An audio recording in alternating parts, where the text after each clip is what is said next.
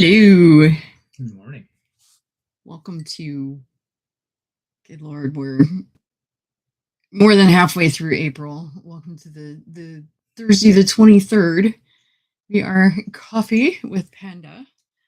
And so today we are, was prompted by an email I got this morning. We're talking about genealogy and memoir. So, couple things. Somebody had asked a question about memoir on Substack, which I also saw this morning.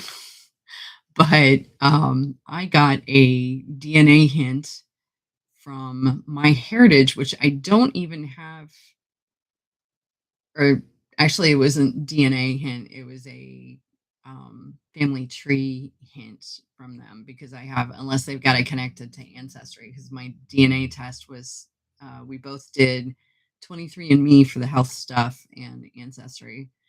So I found out a while ago that my ex and I are the Hatfields and the McCoys, which explains a lot. And I couldn't remember which one was which. And I got a hint this morning. I am a Hatfield. And they were from Baden-Württemberg. I'm going to butcher the pronunciation. Germany primarily, and were the first Dutch and German settlers in Pennsylvania. So I was born in Pennsylvania and we moved from there before I was a year old down to Florida. So I'm as Floridian as I can get. But we've both been doing a lot of research and we've hit a couple of snags. Like you get like names like Davis on his side, Smith on mine, and my grandmother was adopted. Brown. And it was, and Hart. Forget it. Hart on my grandmother's side, which we think that was her real mom, but then she was adopted Smith, and it's just like, okay, what do you do with that? But I was looking into us both getting certified a long time ago because I did a query with Ancestry on, how much is it to hire somebody to do your ancestry for you, and it's like $5,000. Especially if they're adopted, then it's a little more. And then my dad had changed his name to an ancestor's name. And so there's all these interesting little roadblocks that we've run into. But we also found out that there's a genealogy department at most libraries. And we actually have like a separate room that's a genealogy room that they've made at the Richmond branch of our library here. So that's definitely something that we want to look into. But yeah, so interesting stuff. And you're Italian, but you're not quite as Italian as you thought you were. Yes, I am. At least on the one side. The Sicilian is probably about 40% of what I am. And then there's still more Northern Italian. Yeah. And then there's the rest of it's like Brittany, England, Denmark, Ireland, Glasgow, Scotland, Greater London, these places where there's just a big blue mark only on a major city, like a metropolitan center in somewhere like Glasgow or Greater London, and then there's a couple of little places like not so little places, like a big green mark on like Denmark and the northernmost tip of France, like Brittany, right across the English Channel from England. We both have but Glasgow. most of my dad, all of my dad's side is like Selvaggio, Dispenza, and Lencioni. Those three last names, because my dad's grandmother is Dispenza Rose from Sicily. And then you have, most of my grandfather's side of the family's Bari, which is in one specific part of the heel of the boot of Italy. And it's funny because when you zoom in really far, it says they were probably from here, and it circles like one little spot. And there's one little spot in Bari. Yeah. which is great. I love that because when you go back in time, there are still fishing routes today in that area. There are still, sea delicacies that you can try when you go to Bari and visit. Things like octopus. Yeah. Things like Which your that. grandmother used to make stuff with octopus. Yeah. Yeah. I did. She used to make a big Octopus pot of is octopus. a acquired taste. Yes. I've done calamari. Yeah. I've done fried calamari. Yeah. And that I liked if it's done well. Yeah. As long as it's as long as it's right. But it's gummy. It's gummy if it's if it's not right. But he grew up with the Italian side of things, and I grew up with the Pennsylvania Dutch, German, mainly German side of things, which is kind of interesting. Although my next door neighbor growing up, I used to call her my Italian mom. Her and her family, and I were, ours were really good friends. And back when you didn't have to lock your front door and your neighbors watched out for your kids could not get away with anything because or ratted you out. They get ratted out by the neighbor. But not that I ever did anything. Yeah. But she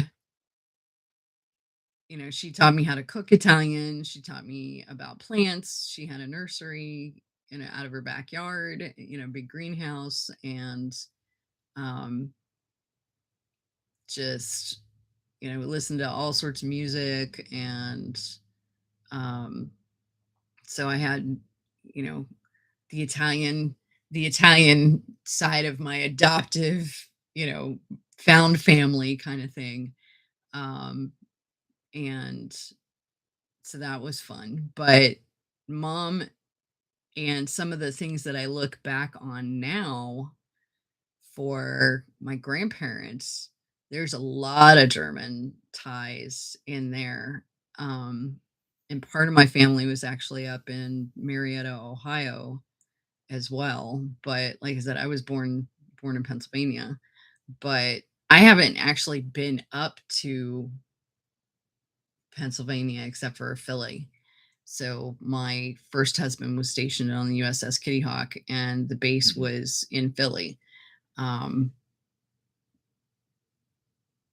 we lived in Jersey at the time because we couldn't get on base housing at the time. But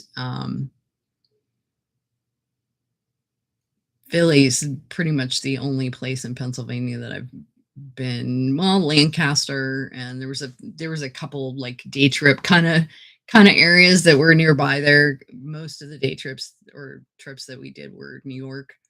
I would travel with friends and that kind of thing. But there's a lot of stuff that I'm going through memory wise with Beyond Sleep and Dreams, which is poetry and essays. And then I have a memoir that I've started that's kind of art project based. Like I've gone through, my early days with paper art, and it was like books and art supplies and drawing, and getting into freelance as a junior in high school, which is when Renmeleon started basically in 1986. So I've been doing it 40 years as of this year. And done all sorts of stuff. There's a shorter list of what I haven't done. People joke around with me about it, but the going in and figuring out how to approach memoir, what to write about, what memories, what things you dredge up, what things you don't dredge up, skeletons in the closet and all. And just kind of, I'm 57 this year, so as far as I'm concerned, I'm pretty much halfway through, because my grandmother was 103, my grandfather was 95, my mom's 92 now. And so it feels like I'm some ways it feels like I'm just getting started.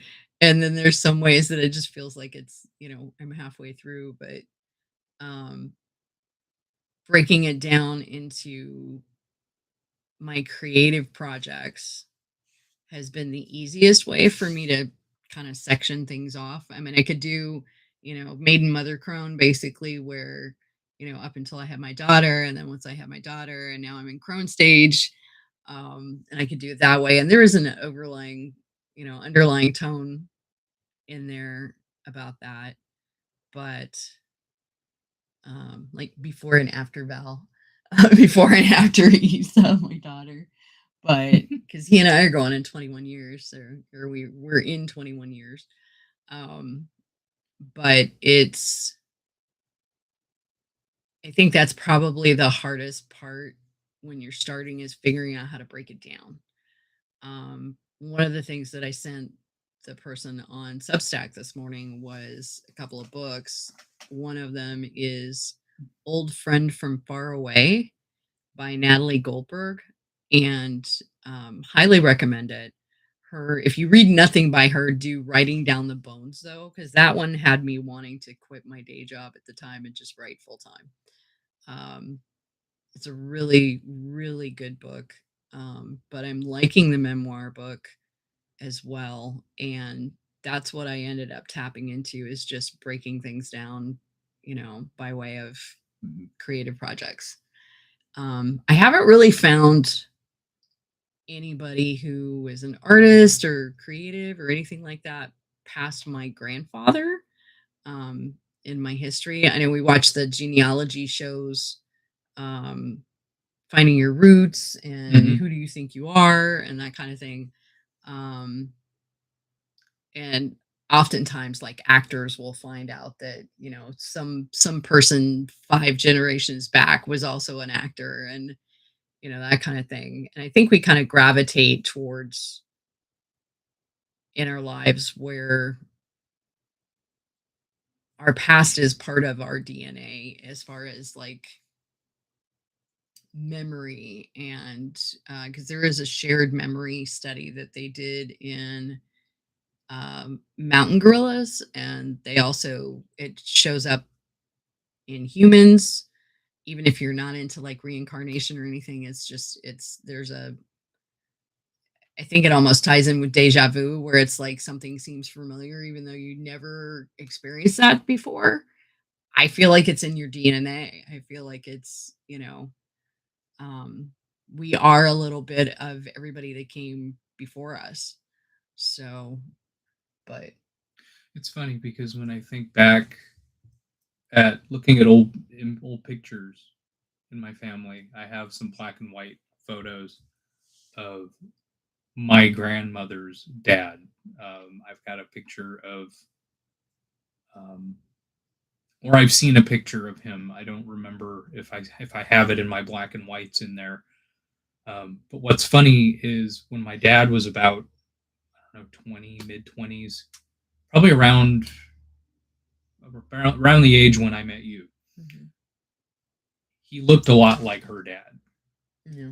Now that I think about it, he had that kind of short, curly hair and everything, just like my grandma Josephine's dad did. So it's just interesting how, like, a person will have certain qualities and they look like this grandparent on a certain side. Mm-hmm. I probably do. I don't know. I probably look a lot like someone on my mother's side of the family. Yeah. I don't know. As I get older, I know that I start looking like my mom or my grandmother, or I'll have a certain, like, sometimes when I laugh, I can hear my cousin Sandy. Mm-hmm. Or sometimes when I'll catch myself on camera, I've got a screenshot of once. So if I do a selfie with my daughter, or I do a selfie with him, sometimes I'll forget to turn the camera back around. So I'll go to take a photo, and I'm looking at it pretty close, and my face pops up and it startles me. But there was this screenshot that I took because it was like, oh my gosh, that is my mom. right there. I look like my mom. And it was really funny. But there's times when I can see my grandmother. There's times when I can see my dad a lot. There's times when um I didn't know my great grandparents. I knew my dad's parents and his dad and his stepmom, and I've never met anybody past my grandparents on my mom's side. So finding more about them has been one of my biggest interests. When my dad died, I found his first cousin and this whole slew of people that there was this like underground dad club, you know. I just found it like 20 people that I got to meet. They have a reunion every year and they swap. There's five siblings. Two have passed. And so they take turns going around. And the one year we went out, it was in Colorado with my dad's first cousin Mabel. And we met everybody there. And it was like literally like coming home. They knew my dad by a different name, and like with me he went by with me he went by unusual.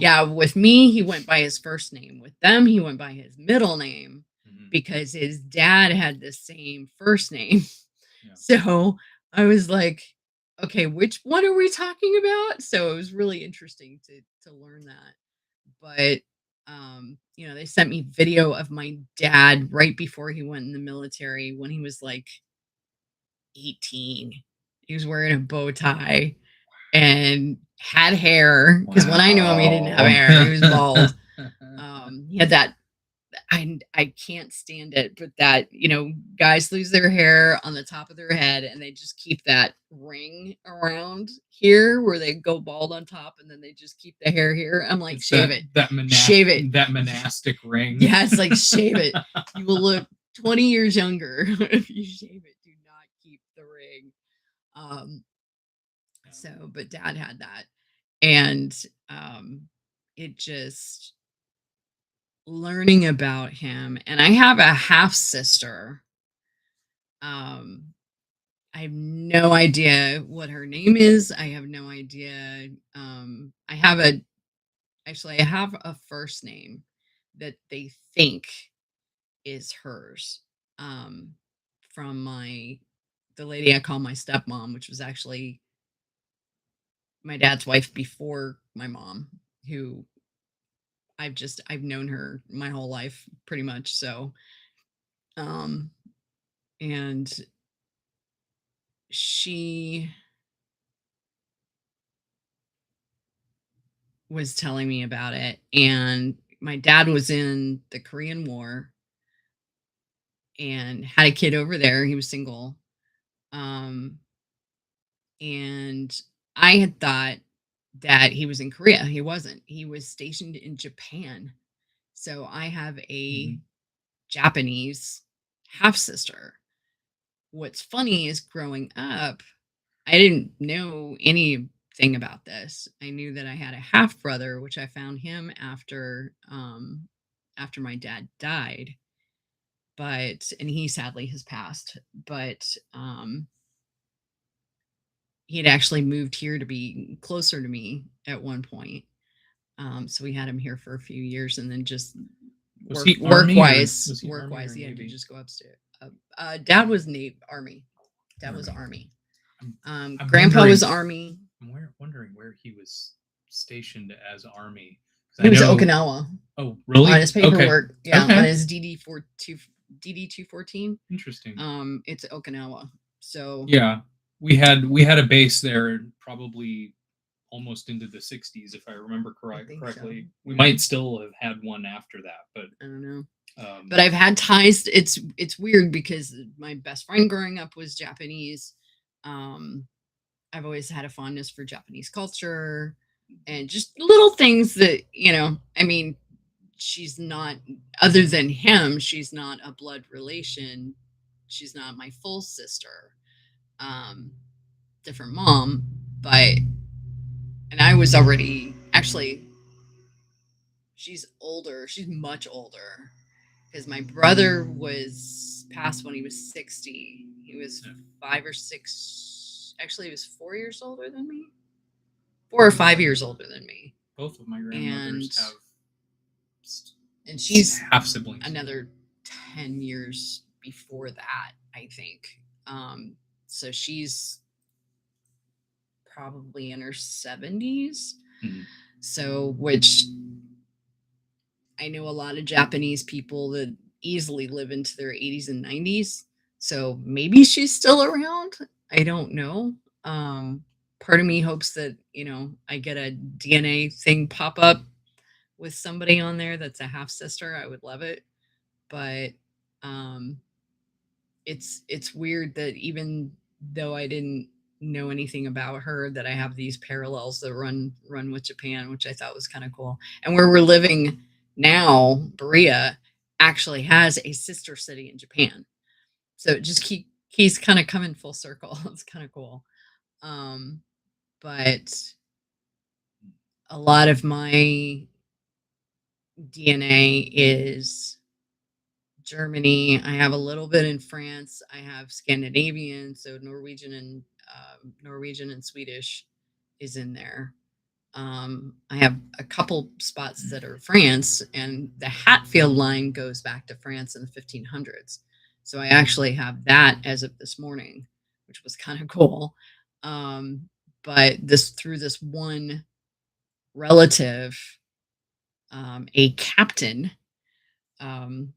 So part of them were seafaring, which would make sense for me because I'm a total water baby and I love tall ships and I'm a mermaid. So, but it's been interesting doing this, deep dive, and with us wanting to move, we're going to be closer to Kentucky River, Ohio River. Both. But Kentucky River is the one that runs.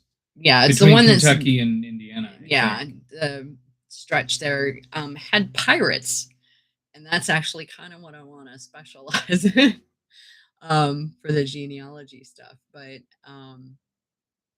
I'm looking at the fact that Pennsylvania Dutch, the German and Dutch ancestors that I have were the first settlers there. So I'm kind of going to be looking into that a little closer. But it's been interesting. It's been a ride, and I've learned about how different structuring memoir is than writing fiction, which is what I normally work in. Yeah, there's a function on, I can't remember which of the two sites it is. I want to say it's Ancestry, where you can look at your ancestry journeys from where the people that you've kind of where the big marks have traveled from to the United States and to the North American continent. One of the ones that I have comes from what is today the greater UK to Prince Edward Island and the eastern part of Canada. And the rough date for that is like the mid 1700s, which is really cool because they recently had issued that law in Canada that if you can prove that you have ancestry in Canada, you can apply for Canadian citizenship. Yeah, so I thought that was cool. So I thought that was really interesting. To be a dual citizen. I probably don't need to do that, but it's just interesting to see how some part of my family came to the U.S. via what was basically Newfoundland and later Ontario, Canada, and then into the United States. in Prince Edward Island. I grew up with always wanting to visit there because of Anne of Green Gables. So that was always a big thing tie in. And I've got Nick Bantock lives in Nova Scotia, so I've always wanted to go up in that area, and we have a lot of friends in Canada now too. So eventually we will make some kind of a road trip because we figured it's what 9 hours to Ontario, or we were looking at actually no Winnipeg. We were looking at Winnipeg, and if the border was ever reopened. Yeah. But anyway. I'm pretty sure it was under. I'm pretty sure I commented that it was under what we had to drive to go to Florida. Because Florida is 14 hours from here. And so, of course, you've got customs, and I wouldn't travel right now because of the way things are. But it is to drive to Winnipeg now. It's 19 hours to drive to Winnipeg. Yeah. So maybe I'm thinking Nova Scotia. I would still probably do like an overnight in a in a hotel twice on the way. That way you break it up to 6 or 7 hours a day of driving. It's like 26 hours to Nova Scotia. That way you're not driving 14 hours in one day. Not that you haven't done that. I used to be able to do the 14-hour thing and just stop, literally only stop when you're getting gas, food, and you have to pee.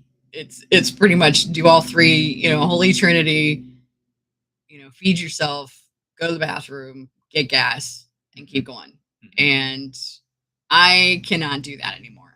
My body does not do that anymore. No. I'm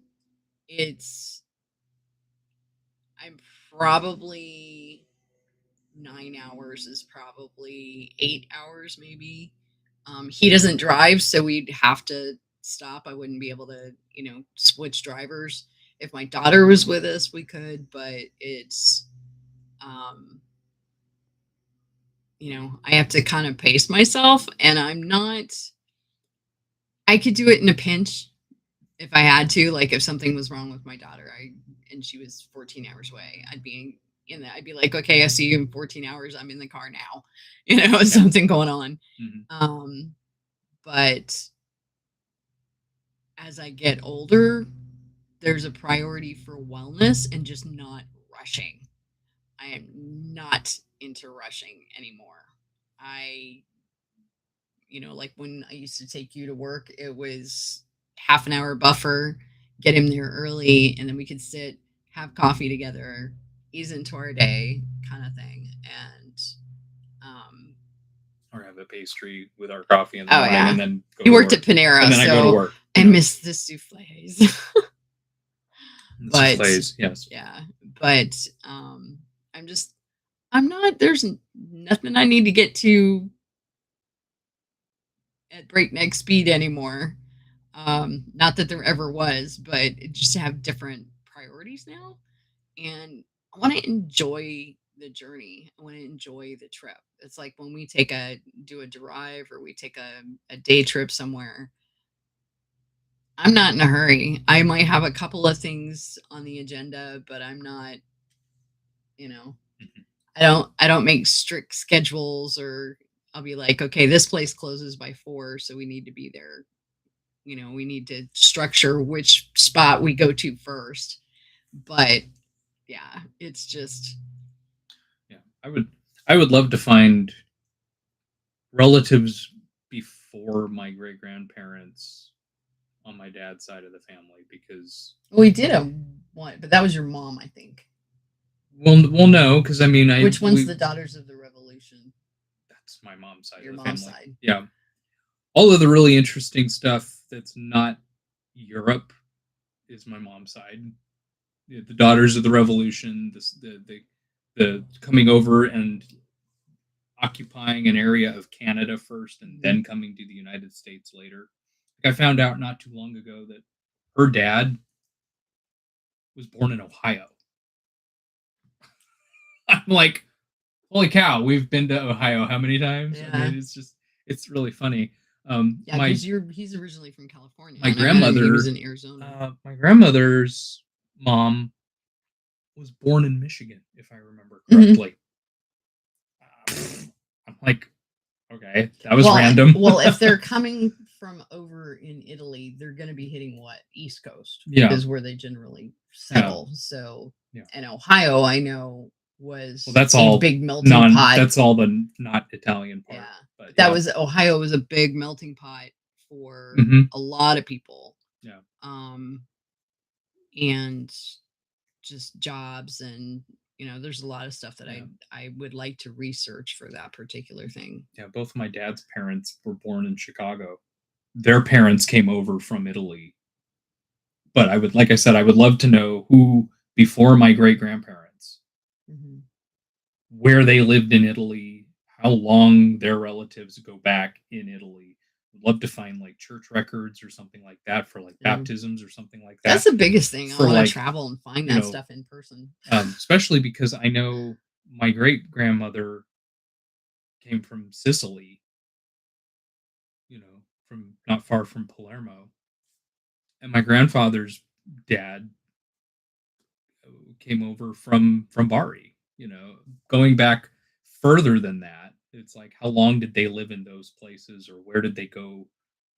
Where did they come from to end up there before coming to the U.S.? It would just be really interesting to find out. Yeah, I think both of us love history, and the biggest draw to the genealogy stuff is old books, old documents. I just would love to go around to these places, drive from one office to the other if I have to, and just, or go to cemeteries and do rubbings off the gravestones, or do, dig into microfiche.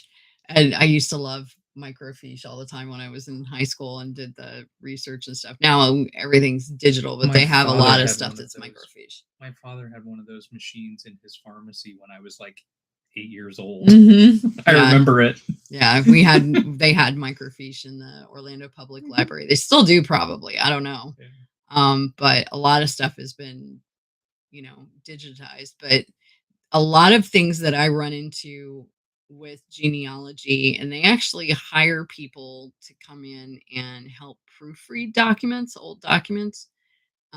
My mom used to do handwriting analysis, so that was one of the things that I grew up with, and being able to artistically figure out which letter is what just by looking at somebody's overall handwriting, if you've got more than one sample, especially being able to go in and correct documents, because that's the biggest thing where people end up going down the wrong rabbit hole, is because somebody transcribed something wrong. And so I think that's a really valuable thing to be able to do, is go back into those records and confirm whether or not that's correct. There's one of the ones for the Hatfields that I got this morning was Wussinger, Germany, or Wussinger, Germany. It's Wussinger,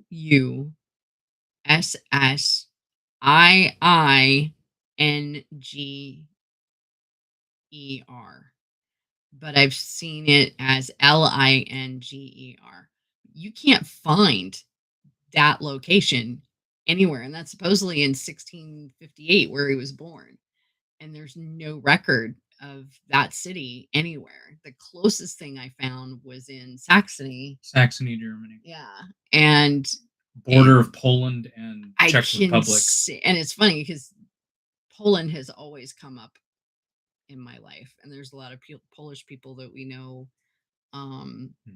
here, and there's people that I game with that are from Poland that I'm actually kind of picking their brains on stuff for Stalemate, And because Gustav was in Poland in World War II, so I have all that history. It's weird how things come around, and then you find out that that's part of your DNA, maybe, and it's weird. There's a lot of little things, um, not just that, but yeah, it was pretty wild.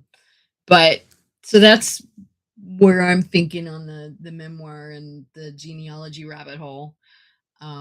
We've been having a lot of fun with it, and that's one of the things that I would love for us to do, is to be able to travel and go do this research in person and talk to people, because there's so much that's not digitized.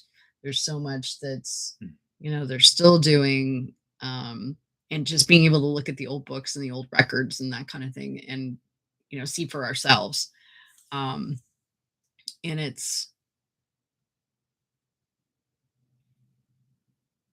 who we are, but I don't know how to describe it. There's different things on, why bother looking at the past? The present is what you have, and the future is, future's not promised.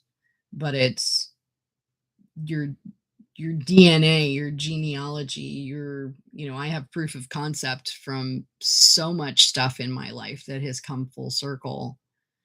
Um, and I think it helps you understand who you are now, as well. But anyway, just just a thought. Yeah. Like I said, it'd be interesting to see if there are any people from my history that have been fishermen or sailors of any kind, because when you look at not only Bari, but when you look at Prince Edward Island in Newfoundland, both of those areas have a very large uh, sea connection. Yeah. Um, And you love tall ships. Prince Edward Island and that area, that eastern side of Canada, was all settled, you know, early 1700s, maybe a little bit before that, when Britain started sending uh, people over there to colonize that area. And what they would do is they set up fisheries there, where they would, fish the sea and everything. And then they were also probably logging the area, probably too. So, depending on what my ancestors would have been doing there, Bari has a very big, uh, you know, seafood is a very big part of the cuisine in Italy. So it'd be really interesting to see if any of my relatives were involved in the sea in that way, that long ago. So Shipbuilders. That'd be really cool. Shipbuilders, sailors, fishermen, something. Yeah. So we're still down the rabbit holes. And if you have any, I love looking up stuff for people. So, drop a message, comment down below if you need some help. I can show you resources, that kind of thing. But there's My Heritage, there's Ancestry, there's I just found WikiTree, and WikiTree is free. So you can build your in fact, one of the things that I got this morning about the Hatfields, the most in-depth one was from WikiTree. So, you still have to kind of police what your information you're giving away, because it is free. My tree is private on a different platform, but I can fill in the gaps and I can have conversations with people that might have similar ancestors. But WikiTree seems to be pretty heavily used. And then there's 23andMe is the other one, which they've had recent questionable stuff going on with. They have a new owner now, and whether or not your data is being used and that kind of thing. So yeah, but just be careful, be safe, and we will see you next week. My next live stream is Saturday at noon Eastern Standard. I'm going to be doing art on Twitch. I will update things that we talked about today, the books and stuff, and just stay well, stay safe, wear your mask, wash your hands, take care of each other, and we will see you with more coffee next week. Bye. Have a good weekend.